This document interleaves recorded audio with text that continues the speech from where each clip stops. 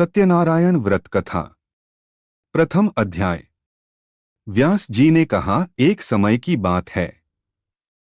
नैमिषारण्य तीर्थ में शौनकादिक 88,000 ऋषियों ने पुराणवेत्ता श्री सूत जी से पूछा, हे सूत जी, इस कलयुग में वेद विद्यारहित मनुष्यों को प्रभु भक्ति किस प्रकार मिलेगी तथा उनका उद्धार कैसे होगा? हे मुनिश्रेष्ठ, कोई ऐसा व्रत अथवा तप कहिए जिसके करने से थोड़े ही समय में पुण्य प्राप्त हो तथा मनवांछित फल भी मिले।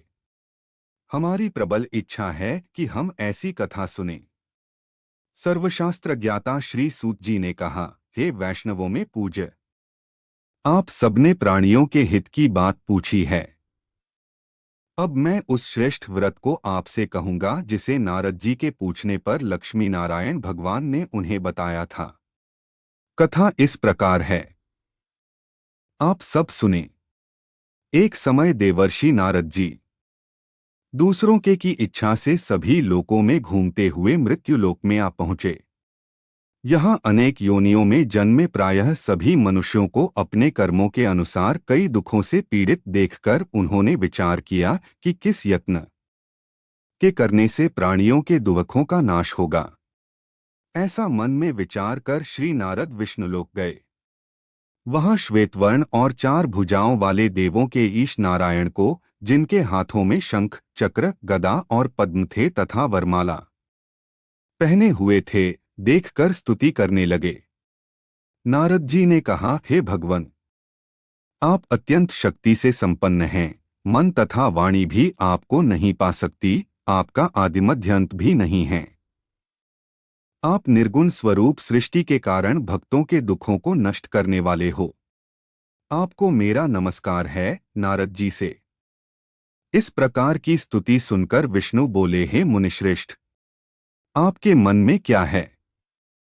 आपका किस काम के लिए यहाँ आगमन हुआ है?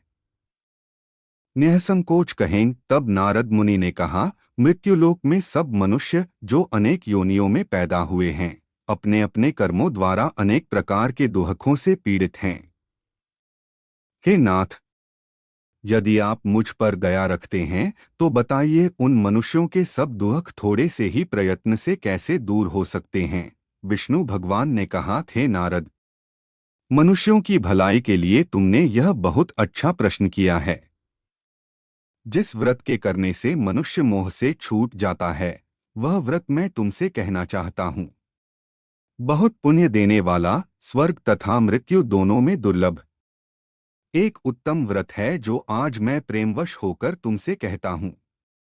श्री सत्यनारायण भगवान का यह व्रत विधि विधान पूर्वक संपन्न करके मनुष्य इस धरती पर सुख भोग कर मरने पर मोक्ष को प्राप्त होता है। श्री विष्णु भगवान के यह वचन सुनकर नारद मुनि बोले, हे भगवान, उस व्रत का फल क्या है? क्या विधान है? इससे पूर्व यह व्रत किसने किया है और किस दिन यह व्रत करना चाहिए? कृपया मुझे विस्तार से बताएं। श्री विष्णु ने कहा, हे नारद, दुख शोक आदि दूर करने वाला यह व्रत सब स्थानों पर विजय करने वाला है।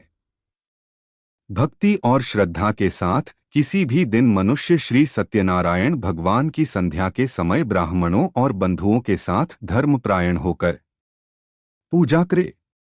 भक्तिभाव से नैवेद्य, केले का फल, शहद, घी, शक्कर अथवा गुड़, दूध और गेहूं का आटा सवाया लें। गेहूं के अभाव में साठी का चूर्ण भी ले सकते हैं। इन सबको भक्तिभाव से भगवान को अर्पण करें। बंधु बांधवों सहित ब्राह्मणों को भोजन कराएं। इसके पश्चात स्वयं भोजन करें।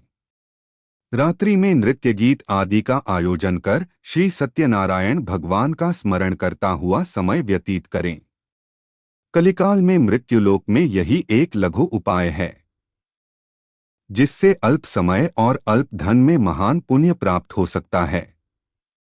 द्वितीय अध्याय। सूत जी ने कहा, हे ऋषियों, जिन्होंने पहले समय में इस व्रत को किया है उनका इतिहास कहता हूं, आप सब ध्यान से सुने।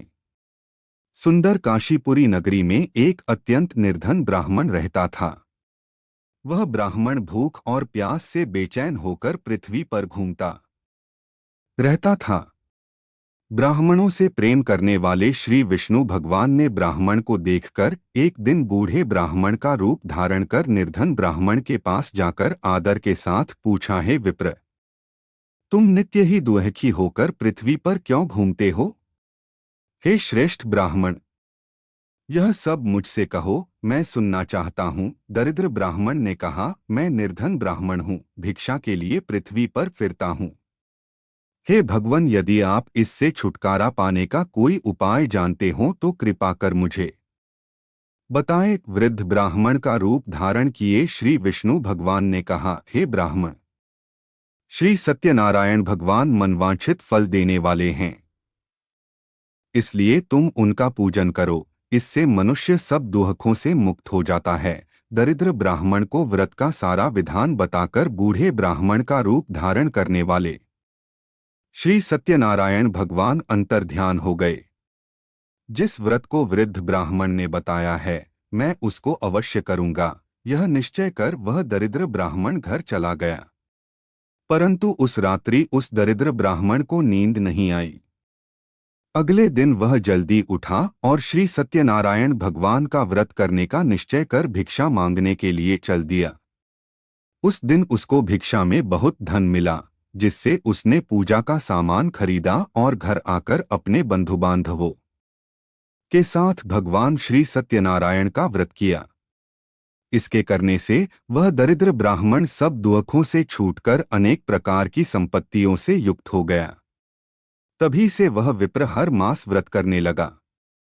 इसी प्रकार सत्यनारायण भगवान के व्रत को जो शास्त्र विधि के अनुसार करेगा, वह सब पापों से छूटकर मोक्ष को प्राप्त होगा। आगे जो मनुष्य पृथ्वी पर श्री सत्यनारायण भगवान का व्रत करेगा, वह सब दुखों से छूट जाएगा। इस तरह नारद जी से सत्यनारायण भगवान का कहा हुआ व्रत मैंने तुमसे कहा। हे विप्रों, अब आप और क्या सुनना चाहते हैं, मुझे बताएं। ऋषियों ने कहा, हे मुनीश्वर, संसार में इस विप्र से सुनकर किस किस ने इस व्रत को किया, यह हम सब सुनना चाहते हैं। इसके लिए हमारे मन में श्रद्धा है। श्री सूत जी ने कहा, हे मुनियों, जिस जिस प्राणी ने इस व्रत को किया है, उन सब की कथा सुनो। एक समय वह ब्राह्मण धन और ऐश्वर्य के अनुसार बंधु बांधवों के साथ अपने घर पर व्रत कर रहा था। उसी समय एक लकड़ी बेचने वाला बूढ़ा व्यक्ति वहां आया। उसने सिर पर रखा लकड़ियों का गट्ठर बाहर रख दिया और विप्र के मकान में चला गया। प्यास से व्याकुल लकड़हारे ने विप्र को व्रत करते देखा। वह प्यास को भूल गया।